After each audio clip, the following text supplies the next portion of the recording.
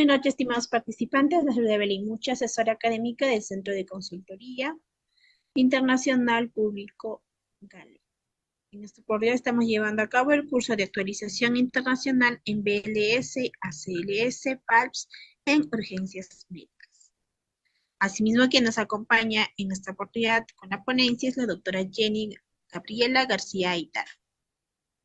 Asimismo, vamos a dejar unas recomendaciones. Por favor, mantener micrófonos apagados durante toda la ponencia, al menos que la doctora solicite su participación. Y para todos los participantes que deseen solicitar material, clase grabada y el certificado, estaremos dejando el contacto en el chat. Nada más que decir, doctora Jenny, muy buenas noches. Le doy el pase, puede presentar.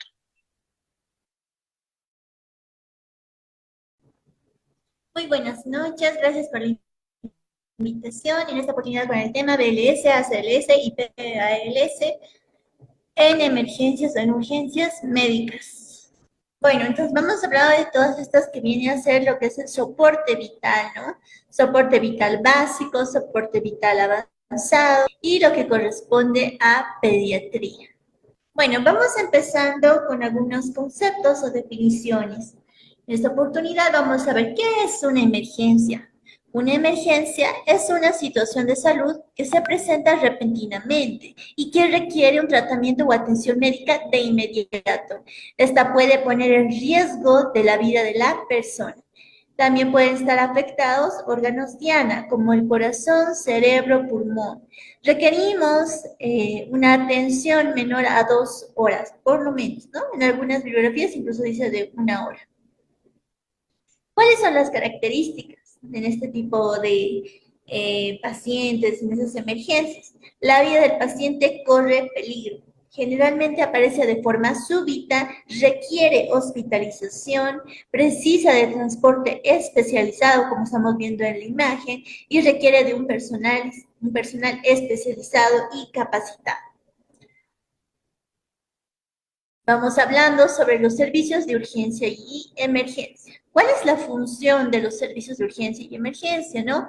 Es la de proporcionar una buena atención médica en todas las situaciones de emergencia, ¿no? Eso tratándose también de lo que son los desastres, ¿no? Debe asegurar que en todo momento la demanda de la población, ¿no? Haciendo una respuesta eficiente y de calidad, con el objetivo de reducir lo que es la mortalidad y morbilidad en las personas. ¿Y qué es una urgencia? Una urgencia es una situación de salud que requiere atención inmediata, pero que no pone en riesgo la vida de las personas. Entonces, requiere de tratamiento a tiempo, ¿no? Una urgencia podría resultar en un deterioro de la condición y puede convertirse en una emergencia. Entonces, debemos clasificarlas muy bien, ¿no? En este caso, también requerimos una atención menor a 2 horas. ¿Qué estamos viendo aquí? Bueno, vemos igual algunas definiciones. Lo que les decía al principio, ¿no? Parada cardiorrespiratoria. ¿Qué es una parada cardiorrespiratoria? Es la interrupción brusca, inesperada y potencialmente reversible de la circulación y la respiración espontánea. ¿Y qué es una reanimación cardiopulmonar? Es un conjunto de las maniobras que nos van a servir para revertir, ¿no? Lo que es una parada cardiorrespiratoria. Dentro de esta va a estar el soporte respiratorio y circulatorio. ¿Qué es soporte vital? No es el concepto de lo que es RCP, al principio les decía, nomás el reconocimiento de lo que son las situaciones de emergencia, es decir, los servicios de alerta, emergencia y la intervención precoz de nuestro paciente. El soporte vital puede ser vital básico o soporte vital avanzado, ¿no? Entonces vemos que el soporte vital básico se realiza sin ningún material, es decir, puede realizarlo un personal que ya esté capacitado, ¿no? No necesita utilizar dispositivos de barrera. Entonces puede hacer masaje cardíaco, puede hacer las compresiones torácicas en el momento, puede hacer las ventilaciones, lo que es de boca a boca. Ahora, en el caso de soporte vital avanzado, ya requerimos un personal entrenado y equipado con el material necesario para realizar este tipo de reanimaciones. ¿Y qué son los primeros auxilios, no? Es una situación que requiere atención inmediata. Debemos prestar la asistencia más precoz a un accidentado o a un enfermo repentino, ¿no? Sin agravar su estado general de la víctima o sus lesiones, ¿no? Debe ser en el lugar de los hechos y manteniendo al paciente estable hasta que llegue del personal especializado. ¿Y qué es cadena de supervivencia? Es una sucesión de circunstancias favorables que hacen más probable que una persona sobreviva a una situación de emergencia. Entonces, aquí vamos a ver la activación del sistema de emergencias médicas. Vamos a identificar la parada cardiorrespiratoria y el conocimiento de cómo activar al sistema, ¿no? También tenemos que ver la reanimación cardiopulmonar básica, desfibrilación precoz y los cuidados avanzados. Entonces, vamos hablando del soporte vital básico. Lo primero que tenemos que hacer es gritar, no ve. Lo primero que tenemos que hacer es mantener la calma. Si nosotros nos ponemos nerviosos, la persona que va a estar a nuestros alrededores se van a poner igual de nerviosos, ¿no? Entonces, lo primero que tenemos que hacer es mantener la calma. ¿Qué hacemos después? Vamos con la conducta paz, ¿no? Proteger, avisar y socorrer. Entonces, siempre acuérdense de estas siglas, ¿no? Primero protegemos, ya sea la persona accidentada y alrededores, avisamos al servicio de emergencia lo que ha ocurrido, ¿no? Depende esto mucho el país donde estén, ¿no? A qué números de emergencia suelen llamar, entonces no han puesto números de esa manera. Entonces, depende mucho el país, el número de emergencias. Y luego socorremos, ¿no? Entonces vamos con la primera, la letra P de paz. La letra P que significa proteger. ¿Qué vamos a proteger? El lugar del suceso, evitando sobreaccidentes, ¿no? Si otra persona puede meterse, podemos producir más accidentes, ¿no? Entonces hay que tener mucho cuidado, debemos proteger. Si está en un lugar de riesgo el paciente, también debemos tener mucho cuidado, ¿no? Entonces vamos a proteger. El objetivo va a ser evitar que aumente el número de víctimas, ¿no? Incluyendo lo que es el socorrista, ¿no? Los que estábamos ayudando, porque se pueden agravar los accidentados. Aquí tenemos un ejemplo, ¿no? ¿Qué harías ante este tipo de accidentes, ¿no? ¿Cómo podemos proteger a nuestra víctima, ¿no? Evitando de que, por ejemplo, eso se inflame, ¿no? Puede inflamarse, puede haber saliendo la gasolina y puede explotar. Entonces, lo que tendríamos que hacer es sacar a nuestro paciente de ahí, ¿no? Tenemos que protegerlo. Y también a la gente que está alrededor es decirle que se aleje porque es muy peligroso, ¿no? Vamos con la letra A, que es alertar. Llamar al número de emergencias dependiendo al número de su país, ¿no? ¿Y qué le vamos a decir a los de emergencias? Tenemos que indicarle dónde estamos, la dirección exacta. ¿Quién es el que llama y desde qué número está llamando? Debemos hacer la descripción de todo lo que ha ocurrido. También debemos dar el número de los afectados y contestar con tranquilidad a todas las preguntas que nos hagan. No debemos colgar hasta que nos lo indique. Y con la S de socorrer, ¿qué quiere decir? Bueno, atender a quienes lo necesitan mientras se espera la llegada del personal sanitario. Entonces vamos a atender de acuerdo a prioridades a nuestros pacientes, ¿no? Viendo cuántos han sido los accidentados, quién está más grave y entonces vamos ayudando, ¿no? Entonces, de esto trataremos a lo largo de todo lo que es el curso, pero nunca hay que olvidar los dos pasos anteriores, ¿no? Comencemos con un caso, ¿no? Aquí, como si fuera un poema, ¿no? En un lugar de La Mancha, de cuyo nombre no puedo acordarme, caminaba por la calle una valiente estudiante del magisterio. Ante sus ojos, una de las viandantes sucumbe repentinamente y cae al suelo. ¿Qué hará nuestra valiente? Bueno, esto es lo que ha ocurrido, ¿no? Esto es prácticamente lo que he descrito. Se ha caído. Entonces, ¿qué deberíamos hacer nosotros? Activar el protocolo PAS, ¿no? Y si vemos que nuestro paciente no respira, vamos a empezar con lo que es la reanimación cardiopulmonar, ¿no? ¿Qué es la reanimación cardiopulmonar? Es un procedimiento de emergencia que utilizamos cuando la persona ha dejado de respirar y el corazón ha cesado de latir, sea cual sea la causa, ¿no? No sabemos, ¿no? Puede ser una descarga eléctrica, un ataque cardíaco, que sea ahogado, ¿no? Entonces nosotros para mantener la oxigenación de los tejidos hasta que llegue la asistencia médica podemos revertir el cuadro, ¿no? En este momento haciendo la reanimación cardiopulmonar. Lo vamos a tratar de mantener vivo hasta que llegue la ayuda. Y vamos a hablar de esos conceptos, ¿no? Muerte clínica o aparente y muerte biológica o real, ¿no? Decimos que es una muerte clínica que consiste en la detección de lo que es el latido cardíaco y de la respiración. Se detiene, ¿no? Sin que hayan producido aún lesiones en las células cerebrales. Su cerebro sigue funcionando, pero su corazón ha dejado de latir, su respiración también no hay. Cuando decimos que muerte biológica, en esta tenemos que ver que las neuronas cerebrales han muerto, ¿no? Generalmente debido a que hay una ausencia de oxígeno y sangre durante más de 6 minutos. Entonces, esta ya puede ser irreversible. Tenemos la curva de Draiker. Y bueno, aquí vemos la cadena de supervivencia, ¿no? Primero hacemos un reconocimiento precoz de lo que es una urgencia médica y llamada de auxilio al número de emergencia de acuerdo a su país.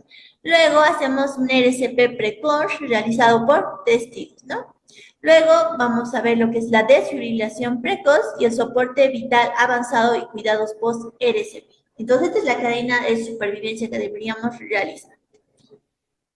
¿Cuáles son los niveles de RCP? Tenemos una RCP básica, donde vamos a tratar de aportar a los tejidos oxigenación de emergencia, ¿no? Haciendo lo que es el RCP, lo alto nos va a ayudar a que las técnicas sean mucho mejor del RCP avanzado, ¿no? Y un RCP avanzado que nos va a conseguir la restauración de los órganos afectados, ¿no? Esta es la que más realizamos, el RCP básico. Entonces, ¿cuándo es el inicio y el fin del RCP? El inicio. En toda persona inconsciente que no respire normalmente, salvo que haya pasado demasiado tiempo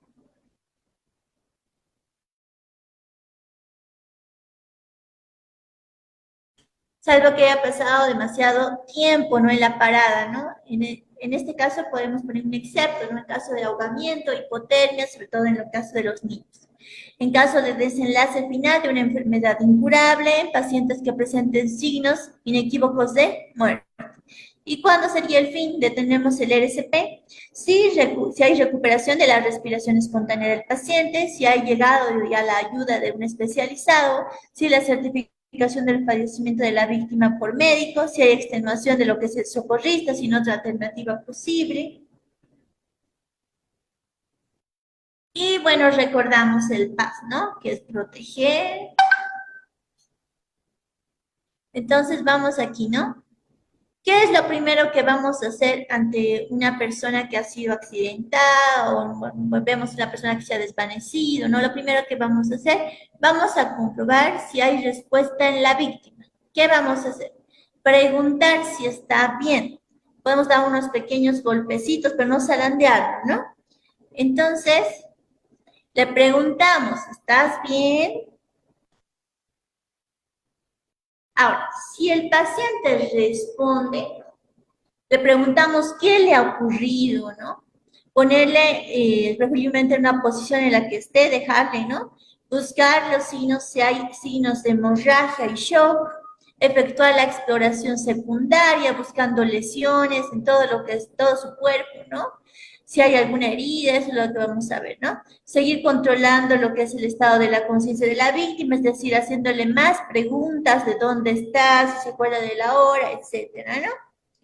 Y llamar al número de emergencia si fuese necesario. No debemos exponerlo a peligros innecesarios. ¿Y qué ocurre si el paciente no responde? No responde nuestro paciente. Pedimos ayuda y nos preparamos para actuar, ¿no? Entonces, vamos con la valoración primaria. Entonces, ¿qué hacemos en la valoración primaria? Esta consiste en recoger todos los datos sobre el paciente al momento de evaluar al paciente, ¿no? Hemos visto que se ha desmayado, se ha desvanecido, entonces vamos a hacer vamos a tratar de buscar todos los datos de por qué ocurrió todo eso, ¿no? Entonces, para esto vemos esta pequeña tablita que vemos aquí, ¿no? Anteriormente, lo que hacíamos era identificar los problemas que amenazan la vida del individuo y utilizábamos el protocolo ABC, ¿no? Esto era antes del 2010. Actualmente se utiliza el CAB.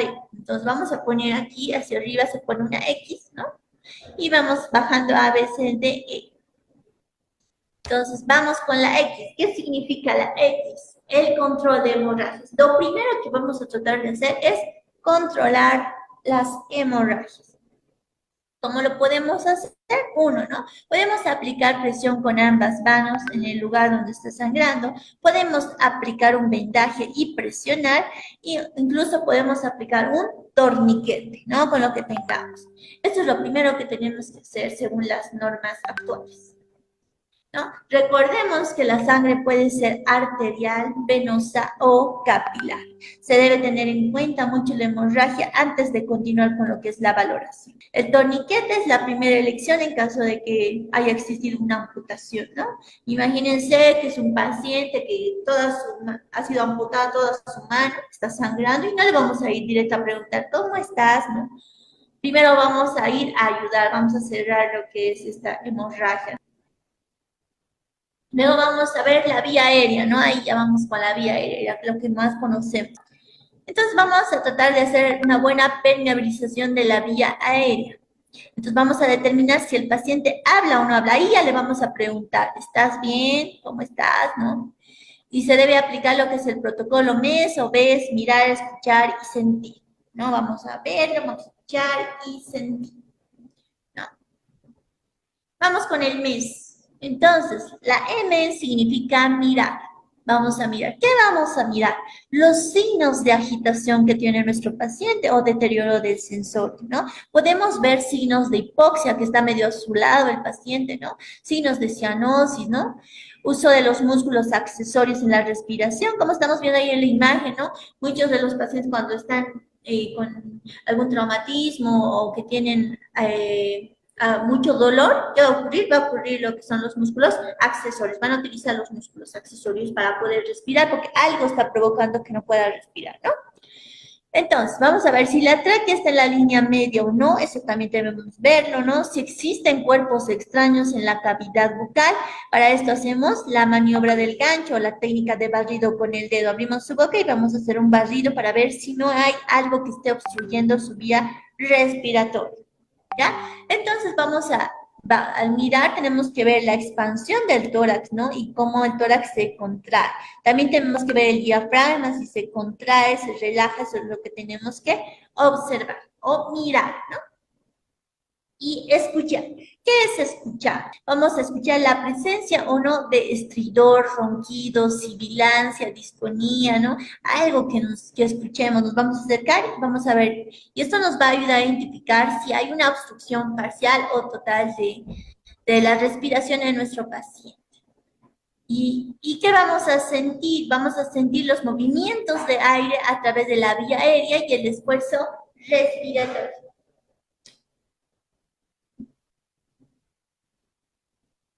Una vez hecho esto, vamos a realizar la permeabilización de la vía aérea. Se debe elegir una maniobra de acuerdo si existe una posible lesión cervical, la triple maniobra modificada y la tracción mandibular. En la triple maniobra, bueno, esta es la maniobra más conocida, ¿no? Donde vamos a agarrar frente mentón. Se caracteriza por tener hiperextensión, es la que estamos viendo en esta imagen, ¿no? La primera imagen.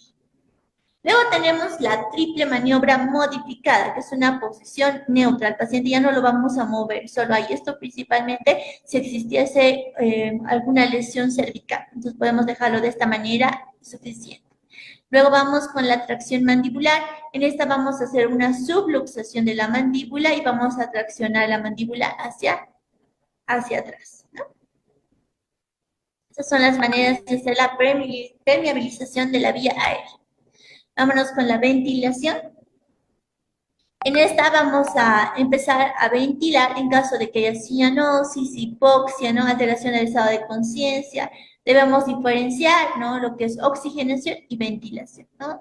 ¿Cuáles son las formas de ventilación? Podemos tener formas de ventilación invasivas y no invasivas, ¿no? Dentro de lo que son primeros auxilios, vamos a utilizar la ventilación no invasiva. Entonces aquí tenemos, ¿no? La ventilación mecánica invasiva, esta es la ventilación no invasiva y esto ya vendría a ser lo que es la oxigenación. ¿Cómo sabemos si estamos haciendo una ventilación adecuada? Bueno, vamos a ver los movimientos del tórax para considerar si hay una buena ventilación. Y vámonos con la letra C, que es circulación. En la circulación vamos a ver lo que es el llenado capilar. Vamos a valorar la capacidad del sistema circulatorio de poder rellenar la sangre del sistema capilar, ¿no? Nos va a reflejar de una manera indirecta el estado de perfusión tisular. Entonces, lo que vamos a hacer es aplicar una ligera presión en el lecho unyal hasta que se vuelva blanco. Luego lo soltamos y vamos a observar si la sangre regresa al tejido de manera rápida. También vamos a controlar los pulsos, ¿no? Generalmente los pulsos periféricos, tenemos que controlar la frecuencia, la intensidad, el ritmo. Debemos presionar máximo 10 segundos antes de determinar ausencia de pulso. Luego vamos con la letra D. La letra D, que es el déficit neurológico, donde vamos a tener que hacer lo que es la escala de Glasgow. En esta también vamos a observar lo que son los reflejos pupilares. Entonces recordemos que el Glasgow se evalúa como mínimo 3 puntos y como máximo 15 puntos, ¿no? Vamos a comprobar, vamos a observar la apertura de los ojos, ¿no? Vamos a ver isocoria, por ejemplo, podemos ver miosis, midriasis, anisocoria. Esto vamos a encontrar en diferentes pacientes. Puede ser pacientes con intoxicaciones, pacientes que hayan consumido drogas, alteraciones del tercer par craneal por uso de atropina, la deficiencia de oxígeno, psicotrópicos, que en otros casos la muerte, que haya tumores, TEC, un accidente vasculocerebral, aneurismas, meningitis y encefalitis. Entonces aquí vamos a ver lo que es la escala de Glasgow, ¿no? Recordemos que la escala de Glasgow tiene sus parámetros, donde vamos a ver la abertura ocular, la respuesta verbal y la respuesta motora, ¿no? Y ahí está la puntuación. Recordemos que en trauma leve, 13 a 15 va a ser su valoración, trauma moderado, 9 a 12 y en trauma grave, de 3 a 8.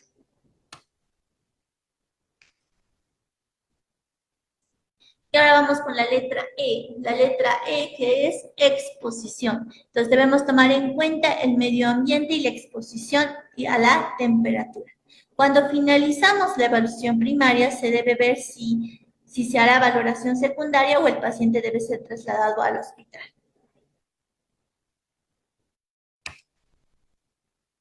Recuerda que si el paciente respira, lo debemos poner en una posición lateral de seguridad, ¿no? Y vamos a utilizar el PAS, ¿no? El de avisar, ¿no? Vea, número de emergencias y vigilarlo hasta que llegue la ambulancia.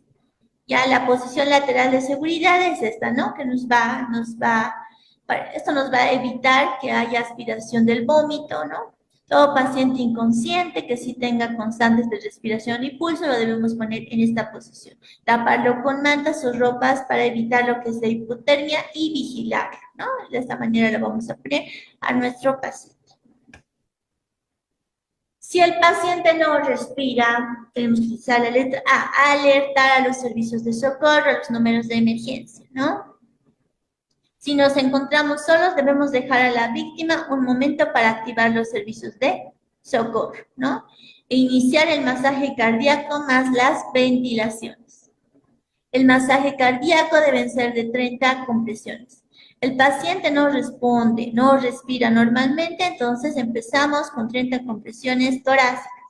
¿Dónde vamos a hacer estas compresiones torácicas? Fíjense aquí en la imagen, a nivel de lo que es la apófisis sifoides, vamos a hacer unas líneas, ¿no? Aquí a nivel de las tetillas y una a la parte media. Entonces, justo ahí debemos poner nuestras manos entrecruzadas y empezamos con las compresiones torácicas. Vemos aquí, ¿no? Recordemos que los brazos deben estar totalmente rectos, utilizando el peso del cuerpo para hacer la compresión. Mantener la espalda recta, arrodillarse al lado de la víctima, ¿no? Talón de la mano sobre el esternón. ¿Ya? ¿Y cómo debe ser? ¿A cuánto debemos hacer las compresiones? Debe ser a 4 o 5 centímetros, ¿ya? A un ritmo de 100 por minuto seguidos, ¿no? No debemos parar las compresiones, recordemos. Y bueno, también vamos a hacer lo que son las ventilaciones. Entonces, tras 30 compresiones torácicas, realizamos 2 ventilaciones boca a boca de 1 segundo. Y con el volumen normal del reanimador, rápidamente se puede volver a las compresiones, ¿no? Recordar hacer frente-mentón. Fíjense cómo está aquí sujetando lo que es la cabeza del paciente. Hacemos la maniobra frente-mentón para abrir la vía aérea. Tapamos la nariz con la mano de la frente y los labios alrededor de la boca, sellándolo. Soplamos a velocidad y volumen normal hasta que se levante el tórax. Hacer 2 insuflaciones y volver rápidamente a lo que son las compresiones. Algunas consideraciones, ¿no? No debemos interrumpir la reanimación salvo que sospeche que la víctima respira normalmente. Si hay más de un reanimador, han de relevarse cada 2 minutos para prevenir el agotamiento. Sabemos que este tipo de reanimaciones son muy agotadoras, entonces es preferible hacerlo entre 2, ¿no? 2 minutos equivalen aproximadamente a 5 ciclos. Si el reanimador no quiere o no puede realizar la respiración boca a boca, se pueden dar solamente compresiones torácicas, pero lo mejor es combinar ambas técnicas. Entonces vemos aquí, ¿no? Este algoritmo de RCP en adultos, donde debemos proteger el lugar de los hechos, hacemos la valoración de la conciencia, si habla, ¿no? Haciendo el estímulo. Si responde, solo hacemos valoración secundaria. Si no responde, está inconsciente, pedimos ayuda llamando al número de emergencia. Luego empezamos con lo que es abrir la vía aérea, la letra A, B, comprobar la respiración. Si respira, hacemos, ¿no? La maniobra. Si no respira, llamar a lo que es el número de emergencia, ¿no? Y vamos con lo que es el RCP, ¿no? Entonces, de que no, si respira normal, entonces llamamos al número de emergencia y hacemos una vigilancia constante. ¿Cómo hacemos el RCP en niños? Hay diferencias versus los adultos. Se hacen 5 ventilaciones de rescate antes de iniciar las compresiones. Entonces, en este caso vamos a hacer 15-2 en lugar de 32 y realizamos 1 minuto de RCP antes de llamar a emergencias. Entonces, vemos, no responde, pedimos ayuda y abrimos la vía aérea. No respira normalmente, realizamos 5 ventilaciones. No hay signos de vida, realizamos 15 compresiones torácicas y 2 ventilaciones y 15 compresiones. Tras 1 minuto de RCP, llamar al número de emergencias.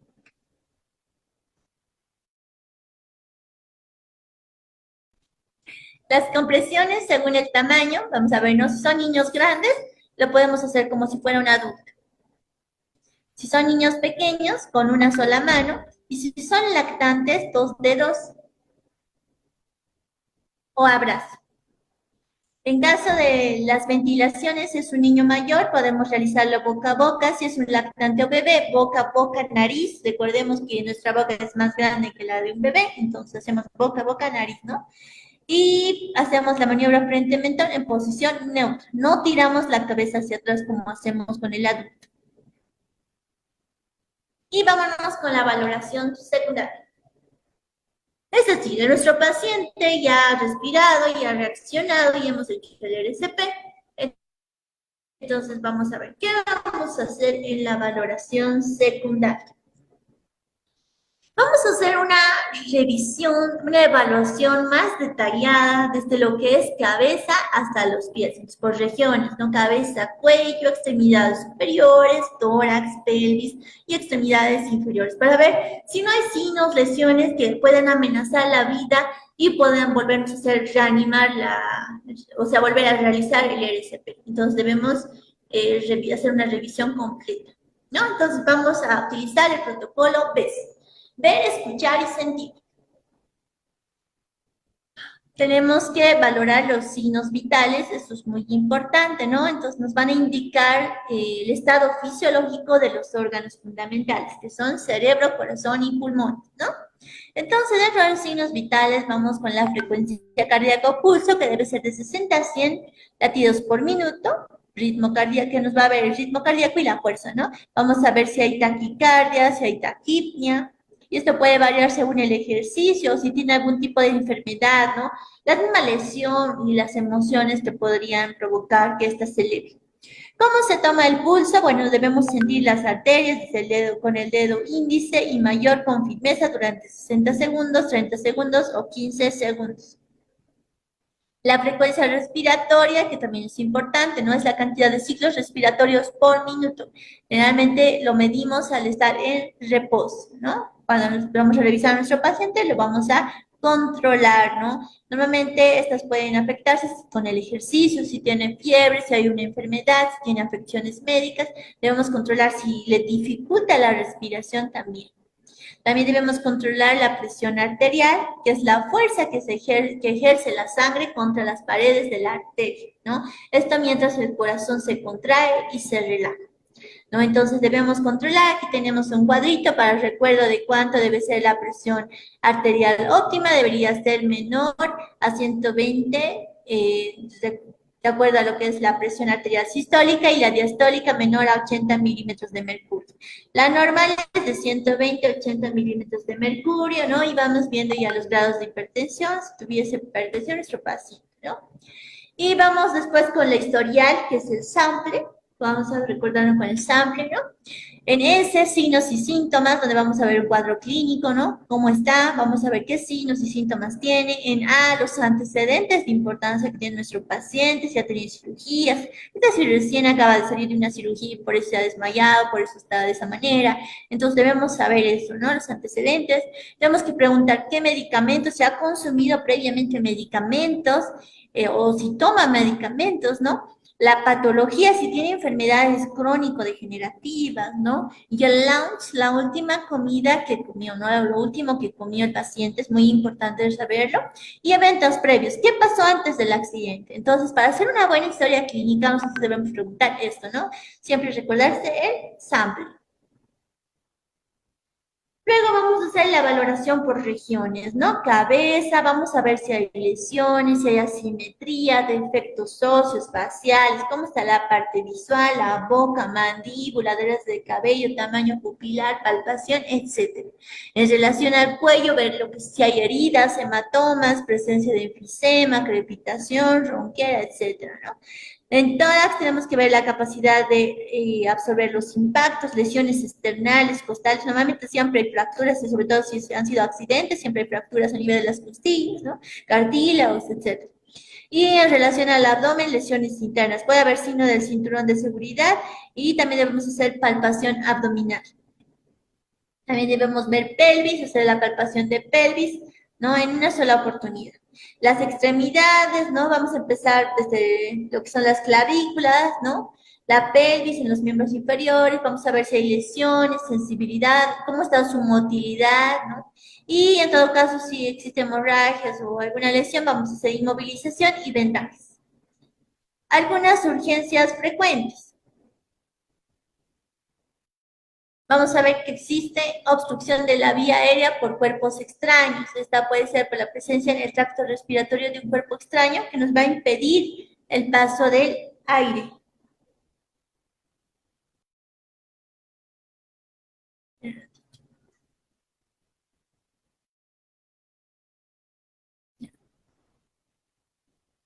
Ya.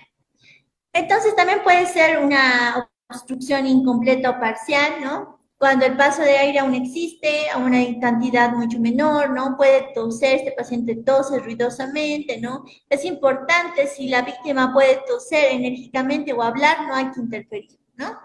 Quedarse con la víctima y controlar su estado, y si persiste la obstrucción, buscar ayuda médica. Los signos de obstrucción completa, vamos a ver un signo universal de asfixia, imposibilidad de hablar o llorar, hay la tos débil e ineficaz, sonidos agudos o ningún sonido al inspirar, y hay dificultad respiratoria creciente, incluso cianosis.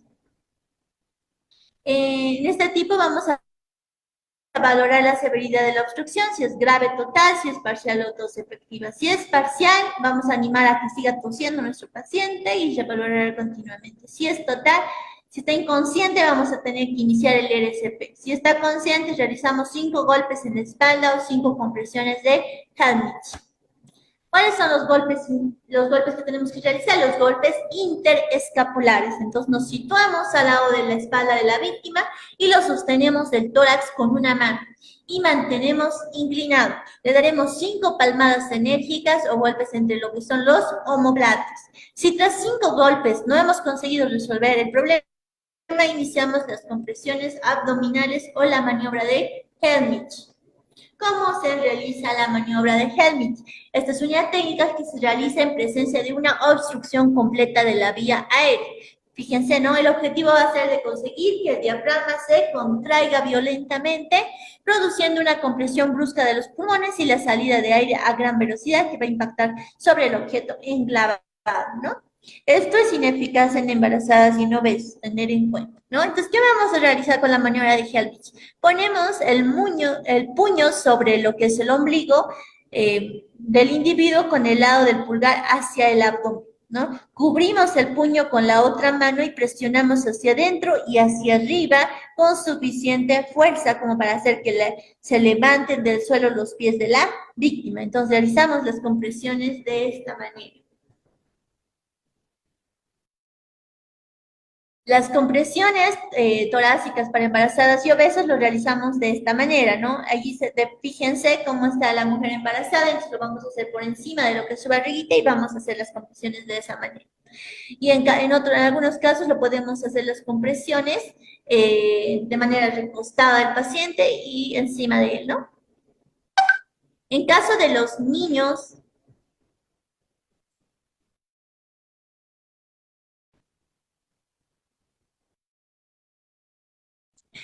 en caso de los niños, si existiese atragantamiento severo, vamos a ver, ¿no? Si la dosis inefectiva, es decir, no tose nuestro paciente, si está inconsciente, vamos a abrir la vía aérea y empezamos el RSP. Si está consciente, realizamos 5 golpes en su espalda y 5 compresiones de Helmich, ¿no?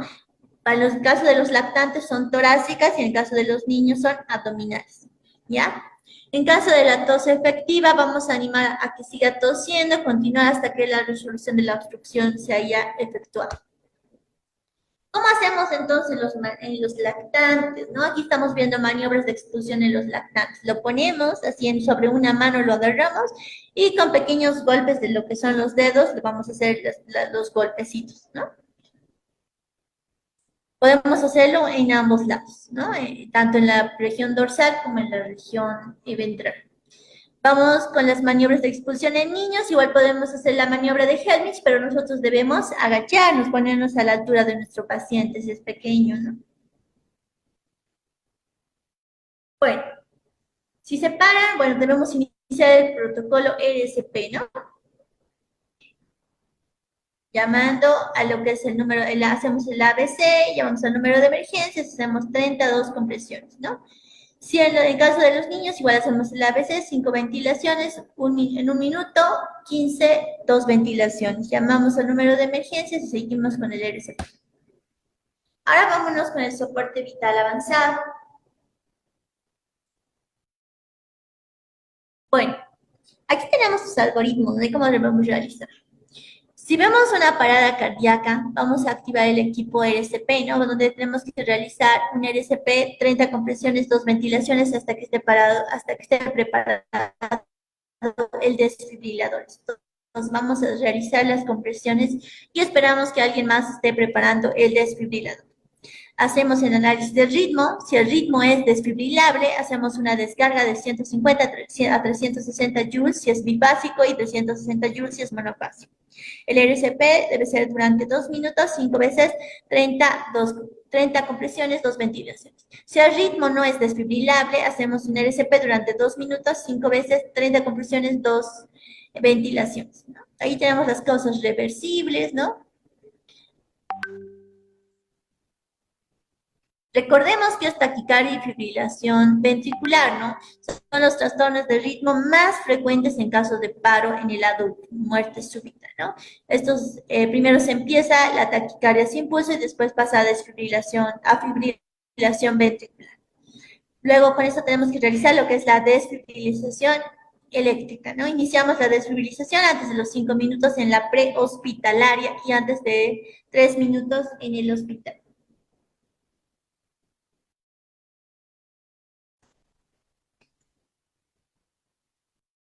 También, caso de taquicardia y fibrilación ventricular, después de la segunda secuencia, 2 minutos de RCP, realizamos 5 ciclos de 30 compresiones y 2 ventilaciones, ¿no?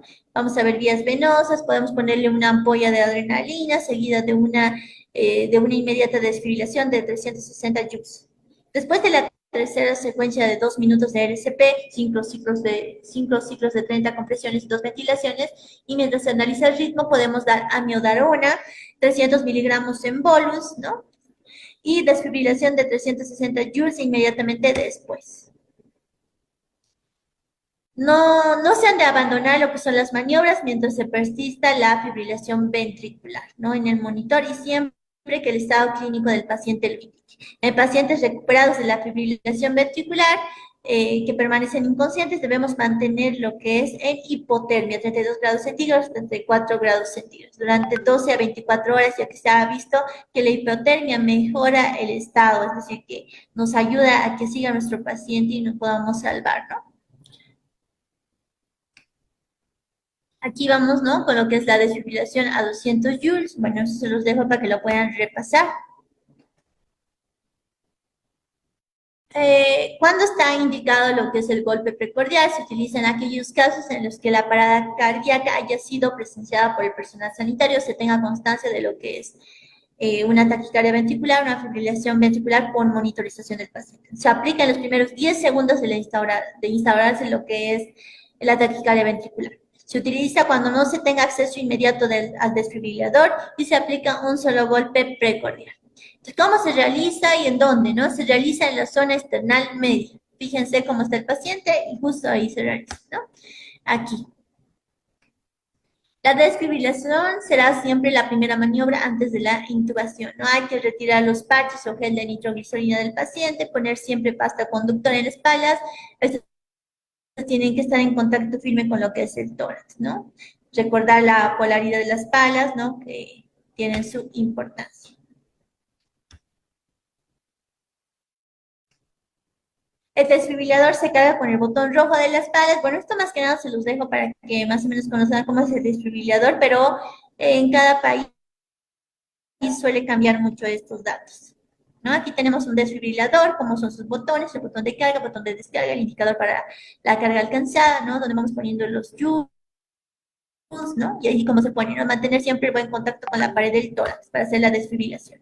En caso de asistolia, consiste en la ausencia total del ritmo cardíaco y tiene obviamente muy mal pronóstico, ¿no? Tener en cuenta esto, ¿no? De todos los paros cardíacos, el 20% son por asistolia. Pacientes con fibrilación ventricular van evolucionando, ¿no? El pronóstico es mejor porque siempre hay una causa desencadenante, ¿no? Puede ser hipovolemia, hipotermia, hipocalcemia, etc. La secuencia del RCP, como les decía al principio, 2 minutos de RCP, 5 ciclos de 30 compresiones por 2 ventilaciones, ¿no? En caso de asistolia y disociación, bueno, se los voy a dejar estas tablitas para que lo puedan repasar. Debemos realizar la monitorización, el electrocardiograma, 3 electrodos autoadhesivos colocados en el tórax, ¿no? Para poder monitorizar. Líquidos, solo se realiza perfusión, ¿no? Cuando hacemos la finalización del RCP, cuando se hayan establecido la ventilación y la circulación. Después de 20 minutos de las maniobras de RCP sin observar ningún signo vital, también lo podemos parar, ¿no? Signos claros de muerte biológica, después de 60 minutos de RCP en situaciones de niños, hipotermia, electrocución, ahogamiento e intoxicación. ¿Y cuáles son las contraindicaciones? Pacientes con enfermedades terminales, cuando el paciente lo haya solicitado legalmente, cuando el médico lo haya especificado claramente, evidencia de lesión cerebral irreversible, en caso de situaciones dudosas, siempre se debe conceder al paciente el beneficio de la duda y proceder a la RCP. ¿No? Y vamos con el soporte vital en paciente pediátrico, ¿no?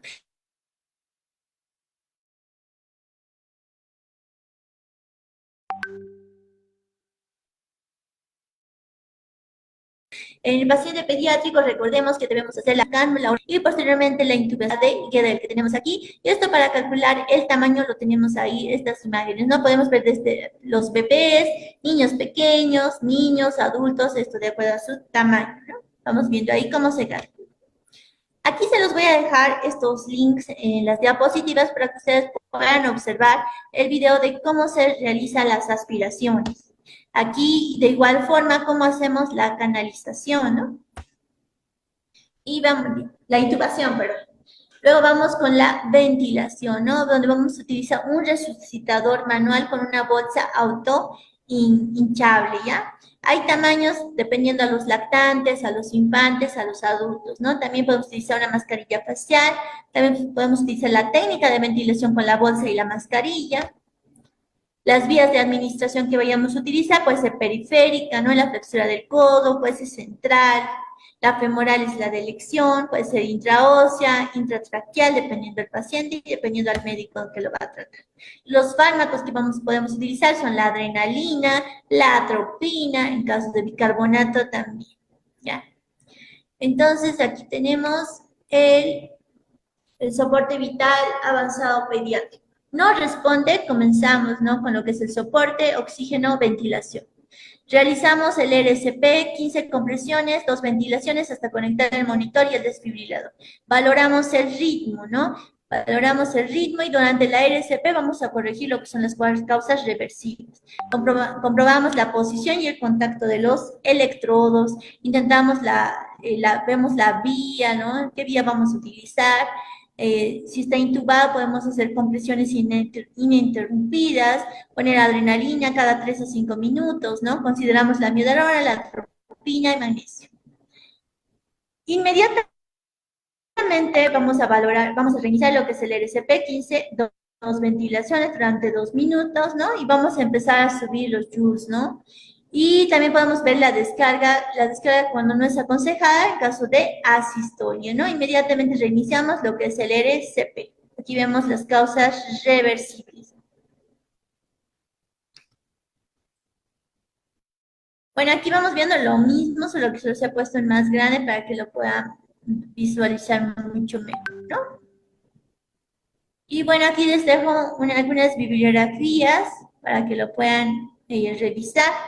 Aquí también les dejo los números de los cuales pueden pedir su certificación, los materiales de estudio, las clases grabadas, además de material extra que se les va a enviar de los videos para que ustedes puedan ver cómo hacer una intubación y cómo actuar en este tipo de situaciones.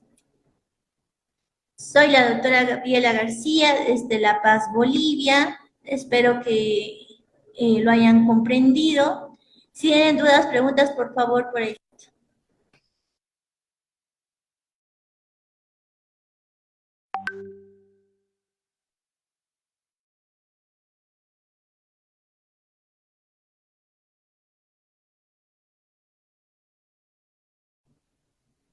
preguntas, espero que se haya comprendido. Como les digo, todo el material se los voy a dejar, los números que les contactaron, ¿no? Donde se inscribieron.